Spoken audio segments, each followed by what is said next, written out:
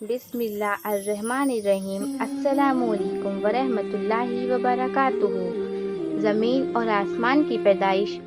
اللہ تعالیٰ نے پوری کائنات اور اس کی تمام چیزوں کو بے مثال پیدا کیا ہے۔ قرآن کریم میں زمین و آسمان کی پیدائش کا تذکرہ کئی جگہ آیا ہے اور بعض جگہ صراحت کے ساتھ مذکور ہے کہ کس کو کتنے دنوں میں پیدا کیا ہے۔ ان تمام آیتوں کو سامنے رکھنے کے بعد پتہ چلتا ہے کہ پہلے زمین کا میدہ تیار کیا گیا، اور وہ بھی ایسی حالت میں تھا کہ آسمان کے میدے کو دھوئیں کی شکل میں بنایا گیا، پھر زمین کو موجودہ شکل و صورت پر پھیلایا گیا اور ساتھ ہی اس کی تمام چیزیں پیدا کی گئیں۔ اس کے بعد ساتوں آسمان کو بنایا گیا۔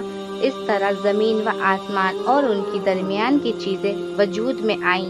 یہ سارا کام کل 6 دن میں مکمل ہو گیا۔ خود اللہ تعالیٰ قرآن میں فرماتے ہیں، ہم نے ہی زمین و آسمان اور ان کی درمیان کی چیزوں کو 6 دن میں پیدا کیا اور ہمیں ان کی پیدائش میں تھکن کا کوئی احساس نہ ہوا۔